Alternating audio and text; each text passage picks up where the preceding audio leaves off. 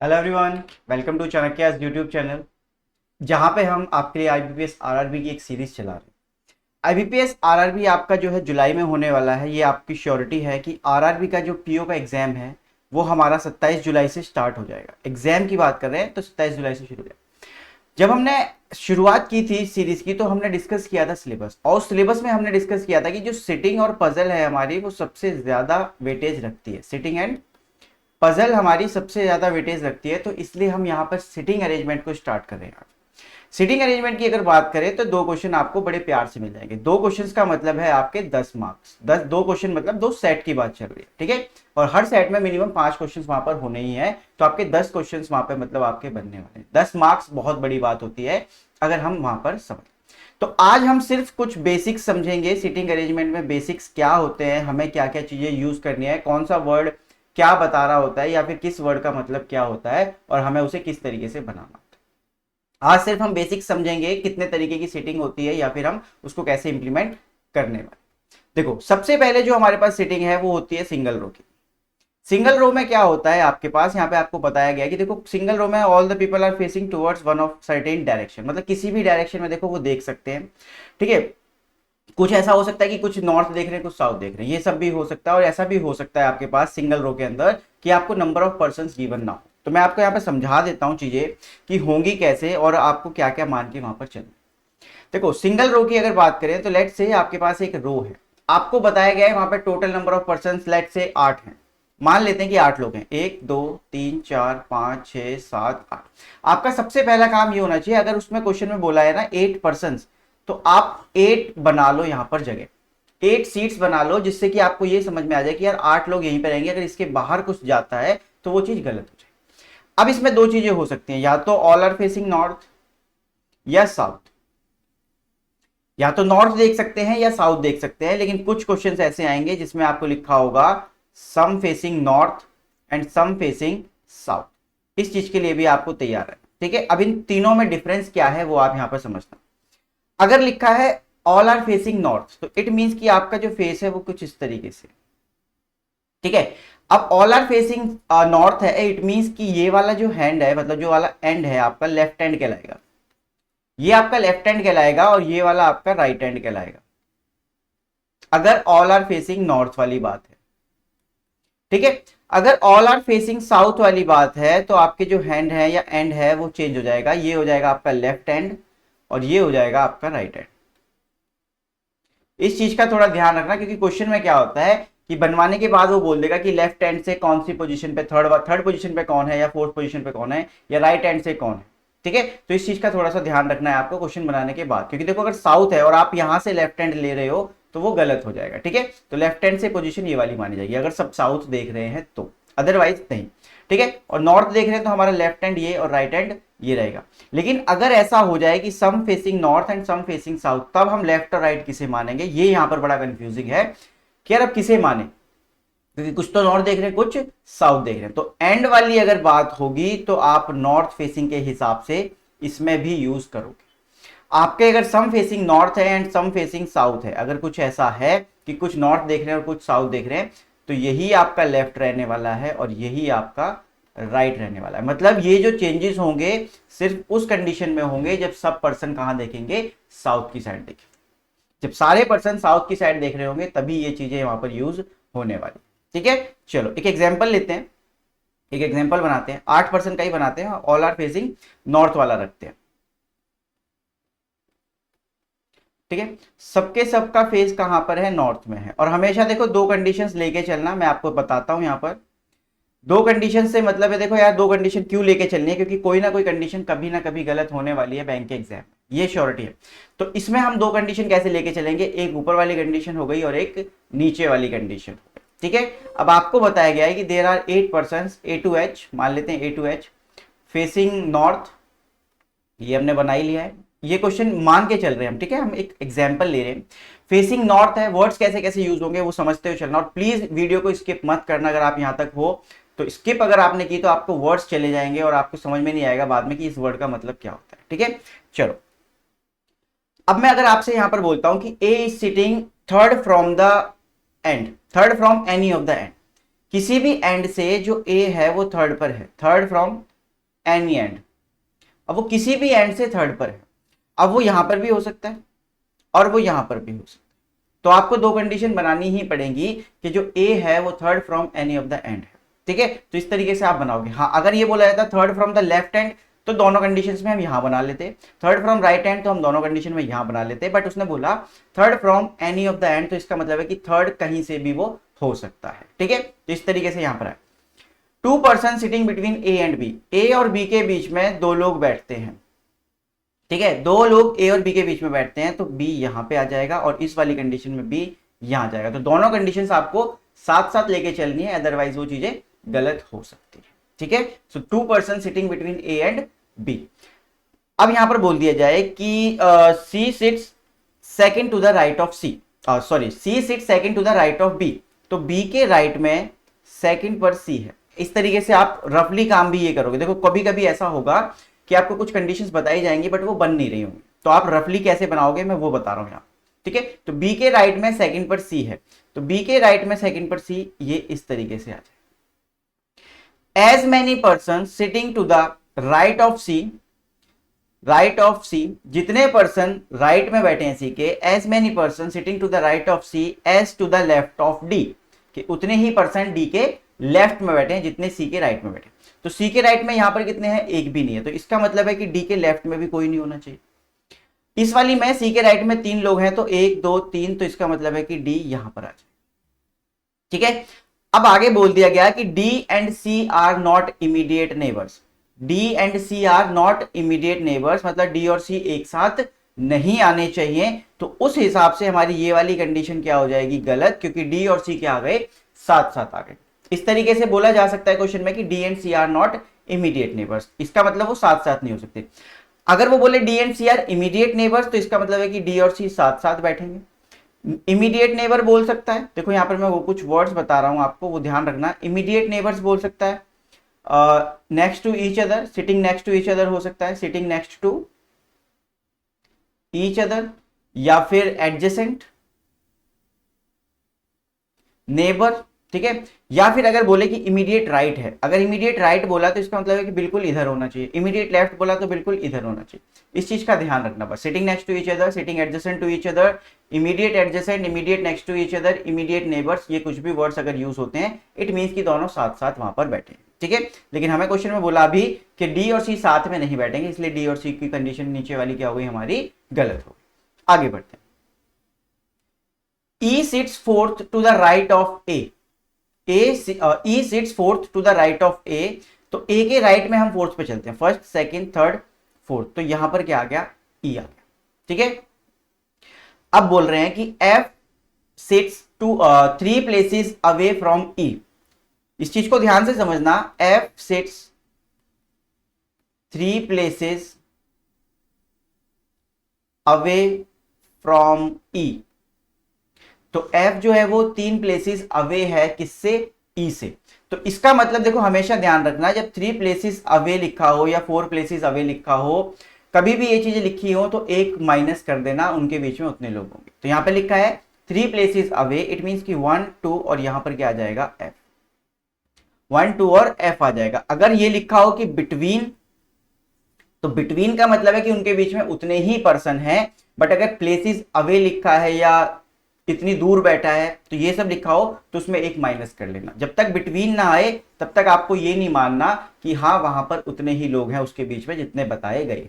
ठीक है, तो अब ये यहां पर आपका बन गया। अब G और H की बात कर ले तो ऐसे बताया जाए आपको कुछ कि H is sitting right of G, H is sitting right of G, तो G के राइट में H कहीं पर बैठा है, तो ये वाली कंडीशन इस तरीके से आपकी बनेगी, और जो फाइनल कंडीशन आपकी बनेगी उसी के अकॉर्डिंग आपके जो है वो आंसर्स होंगे। तो ये आपका क्या कहलाएगा, एक तरीके से फाइनल अरेंजमेंट। ठीक है, अब जो फाइनल अरेंजमेंट बनेगा उसी के बेसिस पर आपके क्वेश्चंस को वहां पर सॉल्व करना। ठीक है, तो ये आपका रहेगा लीनियर रो, इसे हम कहते हैं लीनियर रो। ठीक है, अब इसमें नॉर्थ फेसिंग भी हो सकती है, साउथ फेसिंग भी हो सकती है, some are facing north, some are facing south, वो सब अगली क्लासेस में हम क्वेश्चंस करेंगे तो वहां से समझ में आ जाएगा। ठीक है, आज सिर्फ टर्म्स को हम यूज कर रहे हैं कि कौन सी टर्म्स कैसे यूज आपके लिए हो सकती है। तो लीनियर रो में आपके ये हो सकते हैं। अब इसके बाद चलते हैं डबल रो। डबल रो में क्या होता है आपके पास कि देखो, डबल रो में क्या हो जाएगा कि आप दो रोज होगी, जैसे आपकी एक बेंच इधर है और एक बेंच आपके जस्ट सामने है, अब दोनों आप ऐसे आमने सामने फेस करके बैठे हो, तो वो हो जाएगा आपका डबल रो एक तरीके से। ठीक है, ये जैसे आमने सामने बैठ गए तो वो हो गया हमारा डबल रो। अब डबल रो में गेम कैसे चलेगा वहां पर ये समझना।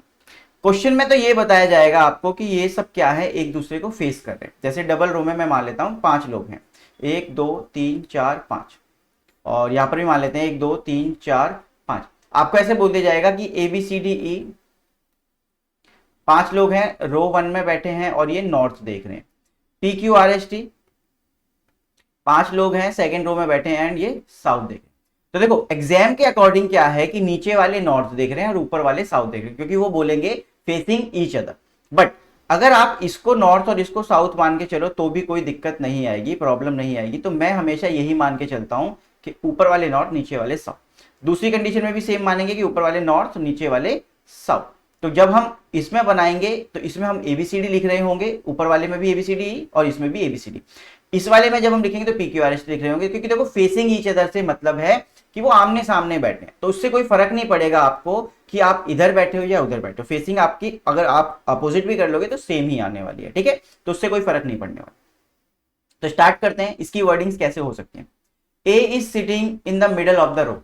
A is sitting in the middle of the row. It means कि A जो है वो बिल्कुल बीचों बीच बैठा है। ये बात समझ में आती है। इस तरीके से आपको दो कंडीशन हमेशा लेके चलनी है, और प्लीज 2 से कम कंडीशंस मत लेके चलना, नहीं तो क्वेश्चन गलत होने के चांसेस बहुत हाई हो जाते हैं। ठीक है, आगे बोलता है आपसे कि one person sitting between P and the one who is facing A. One person sitting between P and the one who is facing A. ठीक है, तो जो A के फेस कर रहा है या फिर A के जो अपोजिट है उसके और P के बीच में 1 का गैप है। तो आप यहां पे क्या निकालोगे कि ये है इसके अपोजिट और इसके बीच में 1 का गैप है P का। बट दूसरी जगह भी तो बन सकती है कि ये यहां पे है तो P यहां पे हो, तो इसलिए हमें 2 कंडीशन हमेशा लेके चलनी ही है कि कंडीशन इधर से उधर भी हो सकती है। ठीक है, चलिए ये हो गया। अब ऑपोजिट बोलेगा तो इसका मतलब है कि बिल्कुल सामने। लेकिन अब एक और वर्ड यूज करते हैं यहां पर, P and B are sitting diagonally opposite to each other. Diagonally opposite, यहां पर जो वर्ड यूज हुआ वो है डायगनली अपोजिट। अब डायगनली अपोजिट का क्या मतलब होता है कि अगर आपका पर्सन यहां पर है तो आपका जो दूसरा पर्सन होगा वो यहां पर होगा, डायगनली अपोजिट। अगर यहां पर है तो वो यहां पर होता। ठीक है, अगर पहले से बना हुआ है पर्सन, जैसे लेट्स से अगर पर्सन यहां पर होता P तो मैं B को यहां बनाता, बट अगर P यहां पे बनाए तो मैं B को यहां बनाऊं। लेकिन अगर कभी पर्सन पहले से नहीं बना हुआ है और आपको बोला जाए कि वो दोनों डायगनली ऑपोजिट बैठे हैं, तो इट मींस कि वो कॉर्नर टू कॉर्नर ही बैठे होंगे। इस चीज का ध्यान रखना, हमेशा वो एंड पर ही बैठे होंगे। अगर बना हुआ नहीं है पर्सन और डायगनली अपोजिट बोला जाए तो वो कॉर्नर टू कॉर्नर ही रहने वाले। अगर पर्सन बना हुआ है तो उसके अकॉर्डिंग उसका डायगनली अपोजिट आप ढूंढोगे। चलो बी यहां पर बन गया। देयर आर 3 पर्सन, ओके यहां पर भी बी बनाना है। ठीक है, there are 3 person sitting between B and C. तो बी और सी के बीच में अगर 3 लोग हैं तो सी यहां पे आएगा और सी यहां पे। ठीक है, आगे बढ़ते हैं। आगे बोलता है कि there are 2 person sitting between P and Q. P और क्यू के बीच में 2 लोग, पी और क्यू ये हो गया, तो पी और क्यू ये हो। ठीक है, आगे बताया गया आपको कि D is sitting right of E। D is sitting right of E, तो E के कहीं राइट में D है। इमीडिएट राइट नहीं बोला, इमीडिएट राइट बोलता तो जस्ट नेक्स्ट वाली सीट पे बैठता, बट इसमें बोला कि जो D है वो E के कहीं राइट में है, तो E यहां और D यहां, E यहां और D यहां। ठीक है, आगे बोलता है कि जो R है, R is not an immediate neighbour of Q।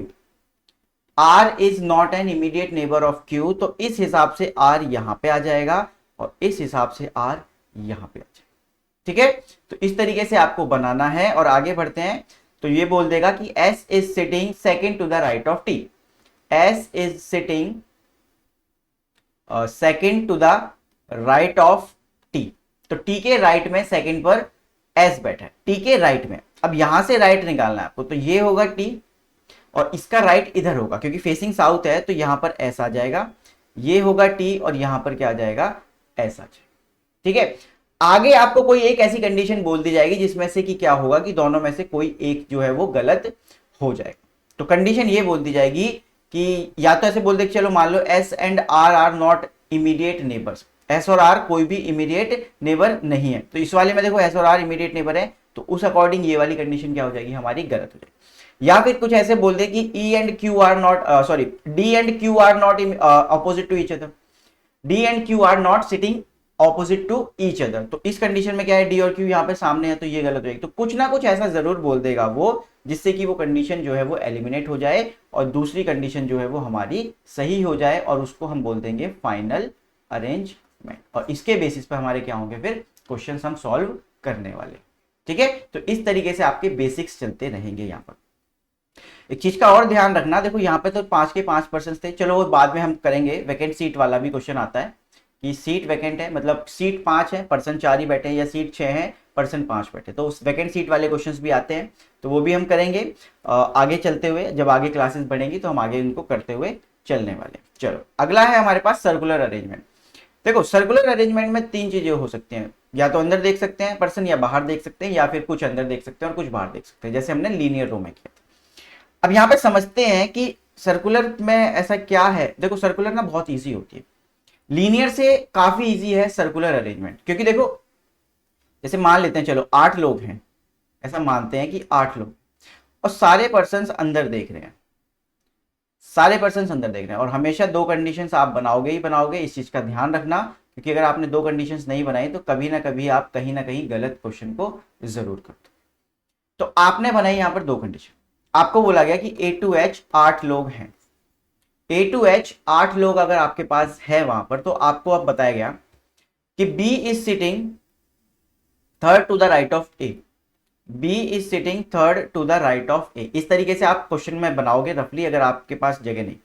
लेकिन यार एक बात समझो यहाँ पर बच्चों कि ए के राइट में थर्ड पर बी है, अब ए को मैं कहीं पर भी बिठा सकता हूँ, मेरी मर्जी, मेरी मर्जी में ए को कहीं पे बिठा सकता हूं, मेरा दिल करे यहाँ यहाँ यहाँ 8 में से कहीं पे भी बिठाऊंगा, कंडीशन हमेशा सही रहने वाली।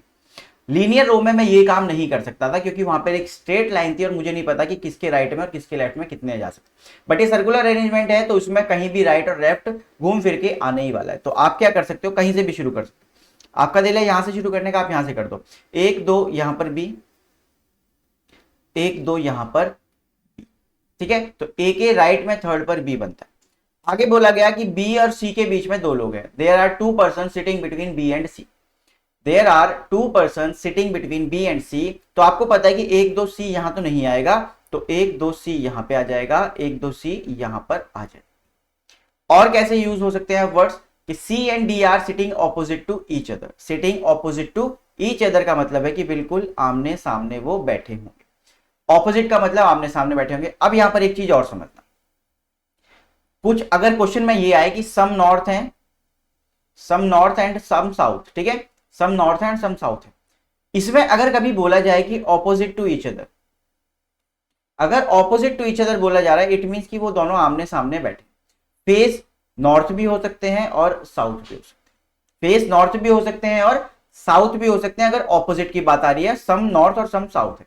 लेकिन अगर वो ऐसे बोल दे कि facing each other, facing each other, it means कि दोनों का फेस जो है वो अंदर होगा और दोनों एक दूसरे की साइड देख रहे होंगे। इस कंडीशन में जो फेस होगा वो इनसाइड ही होगा। अगर बोल दे कि facing each other, it means दोनों का फेस एक साथ में होगा, मतलब एक दूसरे को वो देख रहे होंगे, और ऑपोजिट तो वो होंगे ही होंगे। तो इस तरीके से अगर फेसिंग ईच अदर है तो वो यही बनेगा, कभी भी फेस बाहर की साइड नहीं हो सकता अगर फेसिंग ईच अदर बोला जाए। तो इस चीज का ध्यान रखना, ये सिर्फ इस कंडीशन में जाएगा जब some facing north and some facing south वाली कंडीशन आपकी चल रही होगी, ठीक है। चलिए आगे कंडीशंस को समझते हैं कि और आगे हम क्या बोल सकते हैं। बोलते हैं यहां पर कि E is immediate neighbor of C and A both, E is immediate neighbor of C and A both। तो यहां पर हमारे पास ये जगह बचती है कि हम E और A C के बीच में बिठा सके, E को हम A और C के बीच में बिठा सके, कुछ ऐसा बन सकता है। आगे आपको बताया जाए कि 3 person sitting between A and F, 3 person sitting between A and F।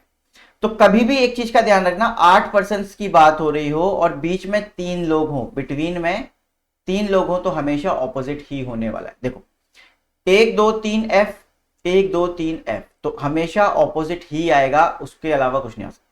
10% है, बीच में 4 बता दिए तो ऑपोजिट ही आएगा। तो इस चीज का हमेशा ध्यान रखना कि 8% है, बीच में 3 बताया, और मैक्सिमम केसेस में ये होगा कि 8% ही होंगे, और आपको 3% अगर बीच में बता दिया जाए तो वो ऑपोजिट ही होने वाले हैं, उसके अलावा कोई और चांस नहीं बनता। ठीक है, so opposite to each other वो हो जाएगा। चलिए आगे बढ़ते हैं। अब हमें बता दिया गया कि यहाँ पे अब देखो दोनों कंडीशंस बिल्कुल बन रही है। लास्ट में बोल दिया कि जी और एच जो है वो एक दूसरे के आसपास ही होने वाले हैं, मतलब आमने सामने ही होने वाले हैं, तो जी और एच में से कोई भी कहीं पर भी हो सकता है। लेकिन कोई ना कोई कंडीशन ऐसी जरूर बताएगा कि वो बोल देगा कि G is not an immediate neighbour of A, G is not an immediate neighbour of A, तो जी यहां पर नहीं आ सकता, तो यहां पर एच और यहां पर जी आ जाएगा। तो हम इसको क्या मान लेंगे, अपनी फाइनल अरेंजमेंट मान लेंगे। तो इस तरीके से सर्कुलर जो है वो बहुत इजी बनता है, और सर्कुलर में एक ही फायदा है कि आप कहीं से भी स्टार्ट कर सकते हो। आप पहली लाइन आपको बताई गई, आप स्टार्ट कर सकते हो, क्योंकि वहां पे क्या है, आपको आधी से ज्यादा बात पता चल चुकी है। क्योंकि देखो घुमा फिरा के आप आओगे तो वहीं पे, अब किसी ने ए को यहां से स्टार्ट किया हो, लेट से किसी ने यहां से स्टार्ट किया, तो कोई फर्क नहीं पड़ता, क्योंकि हम उसको घुमा सकते हैं। सर्कुलर अरेंजमेंट है, उसके राइट में वही बैठने वाला है, उसके लेफ्ट में वही बैठने वाला है। ठीक है, क्योंकि एक सर्कुलर है और लूप जो है कहीं ना कहीं आके वो रुकने वाला है। ठीक है, तो सर्कुलर अरेंजमेंट में आपका जहां से दिल करे आप वहां से स्टार्ट कर सकते हो। इस चीज का थोड़ा सा ध्यान रखना। ठीक है, चलिए अब यहां पर समझते हैं रेक्टेंगुलर और स्क्वायर अरेंजमेंट आपके कैसे होते हैं। देखो रेक्टेंगुलर और स्क्वायर अरेंजमेंट में बहुत इजी सा काम है, दोनों का शेप एक जैसा ही मान लो। चलो स्क्वायर स्क्वायर मान लेते हैं या रेक्टेंगुलर रेक्टेंगुलर मान लेते हैं। अभी के लिए मानते हैं कि रेक्टेंगुलर है। अब इसमें क्या हो सकता है कि एक पर्सन यहां बैठ सकता है, मतलब इसको हम बोलते हैं कॉर्नर। ठीक है, और ये होती है हमारी साइड, या फिर क्वेश्चन में इसको एज भी बोल देते हैं। साइड या एज में से कुछ भी वो बोल देते हैं क्वेश्चन के अंदर। तो आपके पर्सन ऐसे बैठ सकते हैं 8 लोग, मतलब मैक्सिमम टाइम्स अगर आप प्रीलिम्स की बात करोगे तो प्रीलिम्स में आपको ऐसे ही मिलने वाले हैं। प्रीलिम्स में आपके जो 8 लोग हैं वो ऐसे ही बैठेंगे कि 4 कॉर्नर पर बैठ जाएंगे और 4 एज या साइड पर आपके बैठ जाएंगे। क्वेश्चन में आपको इंडिकेट जरूर किया जाएगा कि जो कॉर्नर पर हैं वो या तो इनसाइड देख रहे हैं या आउटसाइड देख रहे हैं, ये बता दिया जाएगा। या तो इनसाइड या आउटसाइड, या फिर एज वाले जो होंगे वो कहां देख रहे हैं वो बता दिया जाएगा। इनसाइड या आउटसाइड कुछ भी हो सकता है। मैक्सिमम टाइम्स आपको क्या मिलने वाला है कि नॉर्थ सॉरी जो आधे है, 4 जो पर्सन है वो इनसाइड देख रहे हैं, आधे पर्सन जो है वो आउटसाइड देख रहे हैं, ये हमें बताया ही जाएगा। बट कभी कभी ऐसा हो सकता है कि सारे के सारे पर्सन इनसाइड देख रहे हो या सारे के सारे पर्सन आउटसाइड देख रहे हो। यहां पर अब एक चीज का ध्यान रखना कि जो राइट और लेफ्ट है ना वो पर्सन के अकॉर्डिंग चलने वाला है। कि इस पर्सन का जैसे लेफ्ट से कॉर्नर वाले बाहर देख रहे हैं, कॉर्नर वाले बाहर देख रहे हैं मान लेते हैं, और ये वाले अंदर देख रहे हैं, ऐसा हम मान लेते हैं। तो अब जो राइट और लेफ्ट होंगे ना वो उस पर्सन के, पर्टिकुलर पर्सन के फेस के अकॉर्डिंग होंगे, राइट और लेफ्ट। ये नहीं कि हम एक ही साइड पे राइट और लेफ्ट माने जा रहे हैं, कि हम ऐसे बोल रहे हैं कि ये राइट ही है और ये लेफ्ट ही है, ऐसा हम नहीं मानेंगे, क्योंकि ऐसा हो नहीं सकता। क्योंकि पर्सन के अकॉर्डिंग ही आप वहां पर क्या करने वाले हो, राइट और लेफ्ट डिसाइड होगा पर्सन के अकॉर्डिंग। ऐसे ही सेम हमने लीनियर में भी समझा था कि जिधर फेस होगा उसके अकॉर्डिंग हम राइट और लेफ्ट डिसाइड करेंगे। सर्कुलर में भी सेम है कि हम राइट और लेफ्ट पर्सन के हिसाब से डिसाइड करेंगे। ठीक है, अब यहां पर भी सेम है कि अगर देखो चलिए मान लेते हैं, दो कंडीशन हमेशा लेके चलनी है, तो इसकी दूसरी कंडीशन बनाते हैं। सबसे पहले स्क्वायर और रेक्टेंगल दोनों सेम ही बनेंगे, बस थोड़ी सी चेंजेस होंगे जो मेंस में हो सकते हैं। तो जब मेंस की क्लासेस करेंगे तो उसके टाइम पे हम वो सब डिस्कस करने वाले हैं। चलो अब यहां पर समझो। अब ऐसा बोला गया आपको कि there are 2 person sitting between A and B, A और बी के बीच में 2 पर्सन है।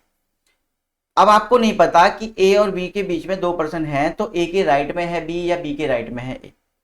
लेकिन अब आपके दिमाग में आ रहा होगा कि सर कहीं से भी शुरू कर सकते हैं। नहीं, इसमें देखो आप कहीं से भी शुरू नहीं कर सकते जब तक आपको कुछ पता ना, क्योंकि देखो ए यहां पे भी रखा जा सकता है और 1 2 बी यहां पे भी आ सकता है, 1 2 बी यहां पे भी आ सकता है। ए को यहां पे भी रखा जा सकता है, 1 2 बी यहां पे भी आ सकता है, 1 2 बी यहां पे भी आ सकता है। तो आप इस चीज को शुरू नहीं कर सकते अभी के लिए।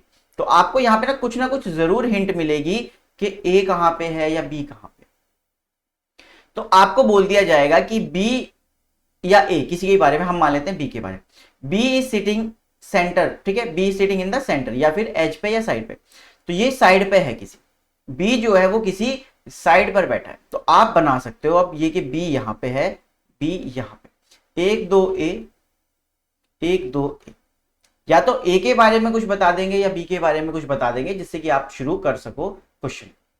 ठीक है, B and C are facing each other.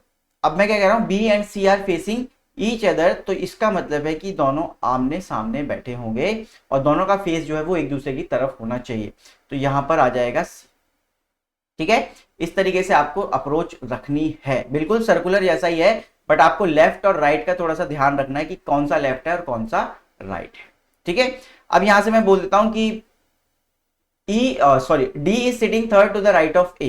D is sitting third to the right of A, तो फर्स्ट सेकंड थर्ड पर D आ गया, फर्स्ट सेकंड थर्ड पर D नहीं आ सकता क्योंकि पहले से B है, तो ये कंडीशन क्या हो जाएगी मेरी, गलत हो जाएगी। तो इसके अकॉर्डिंग क्या है कि इस वाली कंडीशन को अब हम नहीं देखेंगे, अब हम सिर्फ जो भी काम करेंगे वो यहाँ करेंगे। E and F are sitting opposite to each other। तो अगर ये बात बोली गई E and F are sitting opposite to each other, तो आप ये ढूंढो कि E और F आमने सामने दोनों जगह क्या है, खाली होनी चाहिए। तो यहाँ पे दोनों खाली नहीं, यहाँ पे दोनों खाली नहीं, यहाँ पे दोनों खाली, बट अब ये नहीं पता कि E कहाँ जाएगा और F कहाँ जाएगा, तो ये इस तरीके से बचा। ठीक है, 2 person sitting between G and H and G is not an immediate neighbour of A।